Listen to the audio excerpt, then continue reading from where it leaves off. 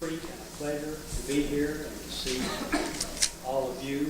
I think we just have to say a wonderful word of thanks to the local people in the area who have planned this, put in hour after hour to get this ready so that we might enjoy it. And I just want to say on behalf of everyone, thank you for all the work that you have done to help bring this together and to help make it possible for us to see each other once again. In the fall of 1965, we arrived on this campus. One of the first things I remember is the new students' honor recital, and what I remember about it is that I wasn't on it.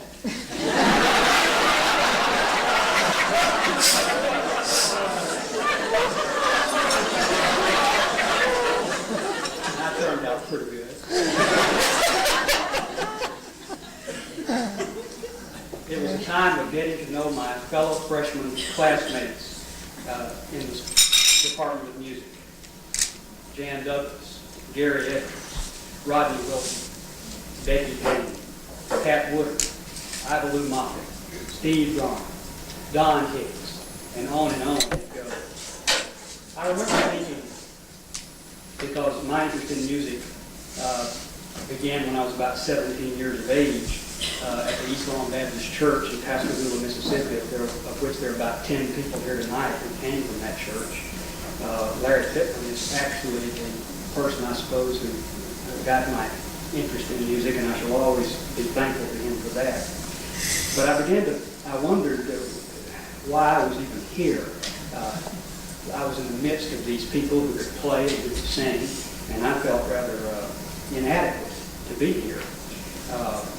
Particularly did I feel this way 8 o'clock Tuesday and Thursday morning, year training and sightseeing.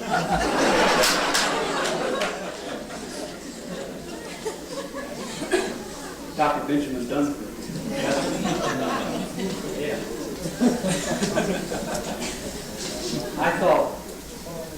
What I really thought was, why is Becky Payne even in this class?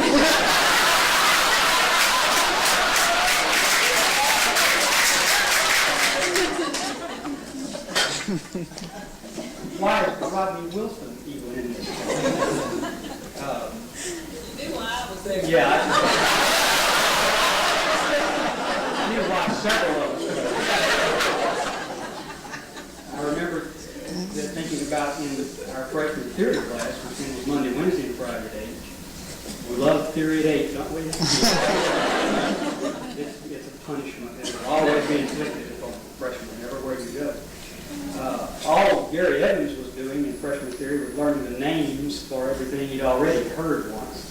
And this was a fellow who had a friend, a guy, Kenny, back up in Waverly, New York, wrote trumpet duets together, went up to the mountains up there and played them. And I thought, I couldn't write a piece of music if my life depended on it. I thought, why am I here? Particularly at 8 o'clock Tuesday, Thursday morning, when I frequently walked to class nauseated.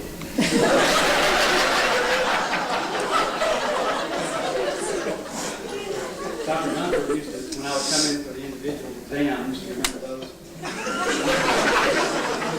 Our freshman year, he made a report. He was recalled at that point. He was a prolific camel smoker. And he would always stand this way, do you remember? And his office was just, it was just smoke filled. And he would always preface my exam with, Cleamon, we know that you can read practically any rhythm I put down here, but we know that you have trouble with pitches. And he said, remember that rhythm is 50% of the exam, and that's about the only way I suspect that I've ever passed that. We met our fellow classmen. We we did then, I don't know if they do it now, but we were in awe of the upperclassmen who were already here. I remember Carey Bowers singing I Hear an Army by Samuel Barber. I can remember Tommy Rushing working on the Cyprian songs by Benjamin Weeds. I can remember Ted Beverly and the way he could play the organ. Richard Kennedy singing The Wondrous Machine. Somehow or another, these upperclassmen seem to have taken a liking to us And they made us their friends, and we enjoyed their friendship over the years and continue to enjoy each other's friendship. We also then, of course, met the faculty when we got here. I think I can say that we were in awe of this rather august body of people who were then assembled here.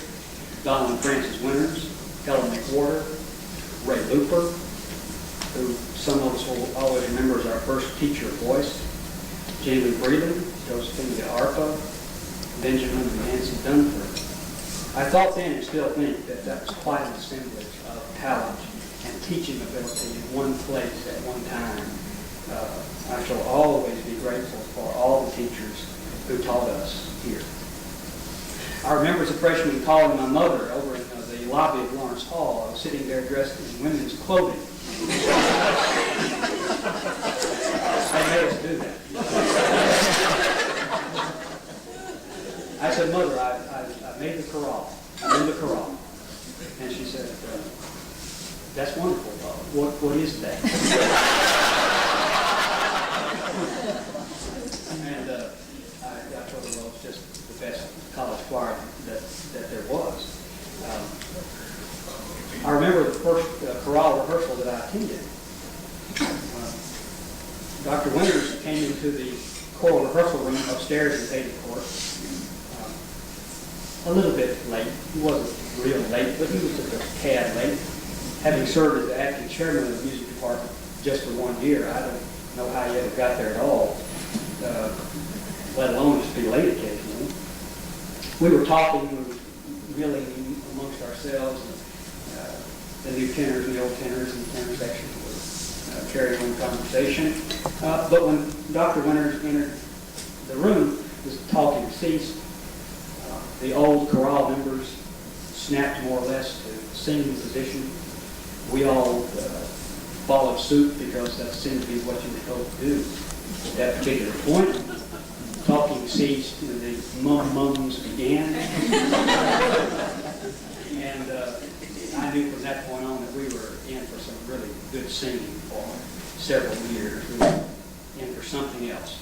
That spring we had the 10th annual tour of the William Carey College Chorale to New York City.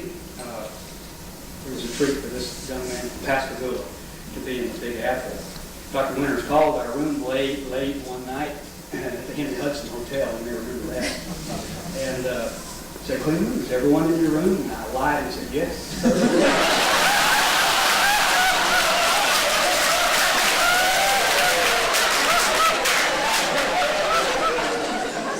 Everybody's here.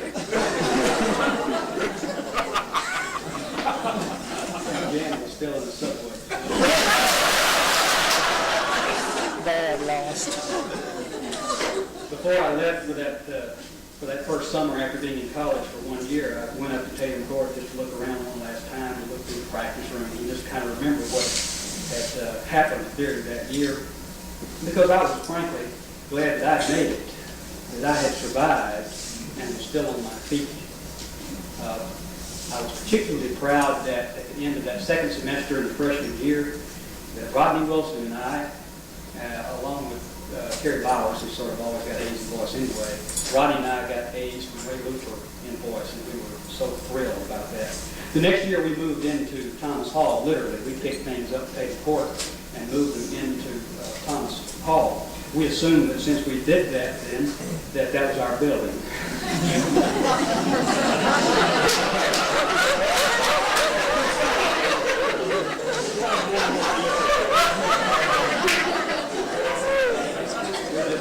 We owned it. There was born the Tolkien-esque concept of the middle building, which was developed to a fine science, about which more you might want to learn later. We claimed for ourselves individual practice rooms and decorated them, and why Dr. Winters ever let us do that, I'll never know, but he did not stifle our creativity at that point. We sang the Verdi Te Deum with the New Orleans Symphony Orchestra that year, under Werner Torkanowski, you may remember that.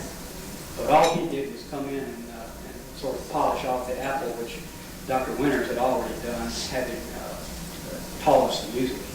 And I can recall that Korkanowski came to the campus about 10 days early to have a run-through with us. Dr. Winters had us assembled, and it used to be called 103 in the back of Thomas Hall.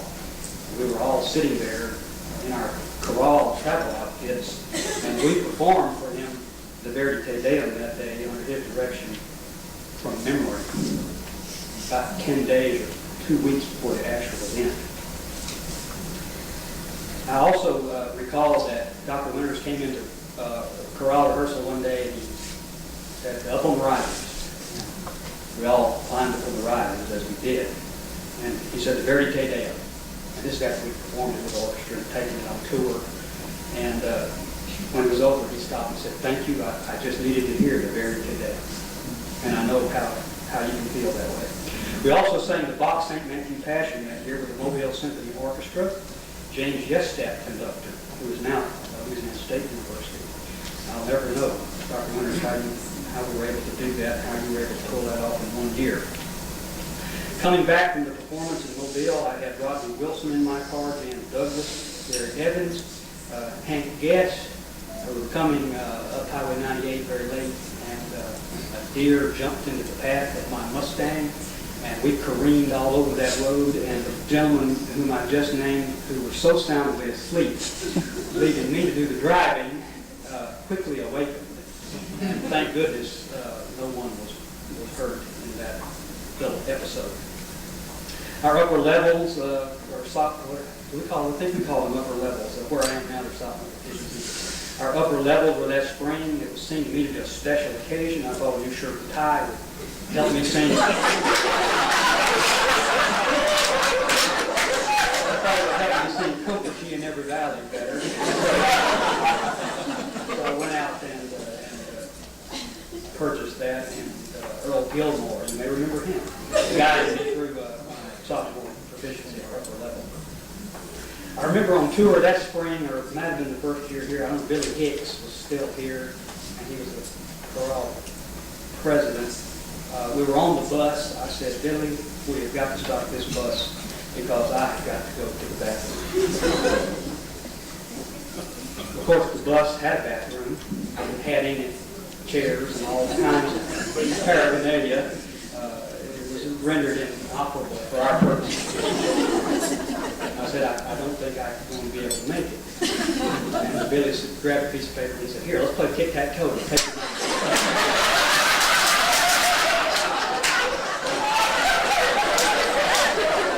played one game to a draw, and I said, "It's not working." We've got to stop this day. He went up to Dr. Winters, and Dr. Winters could ride all day.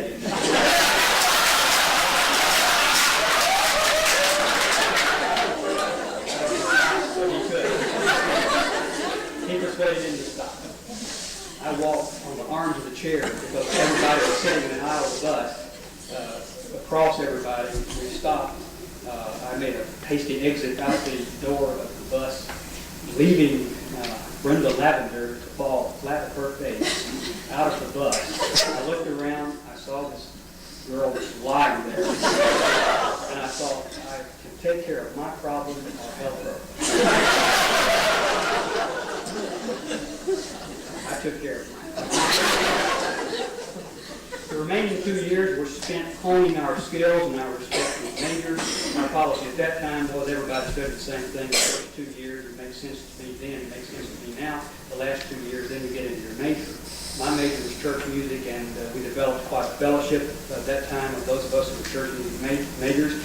We all grew closer together through the grueling yet joyous process of grinding out assignments for Mrs. Winters.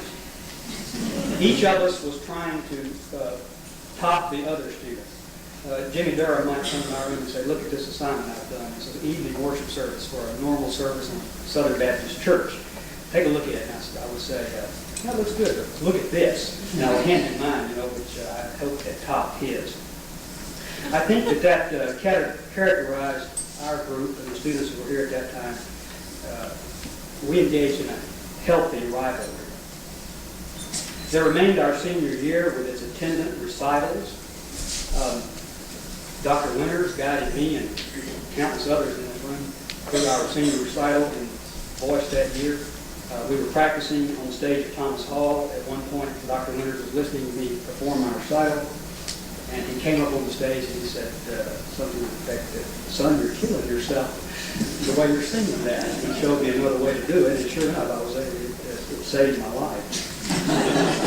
I shared the senior recital bill with Don Hicks that night. You remember Don? Don had then and has now the most perfect haircut known to mortal man.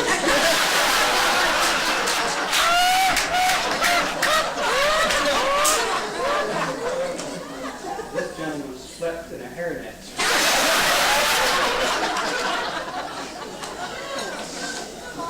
Our year concluded with the Southern Baptist Church Music Conference in New Orleans.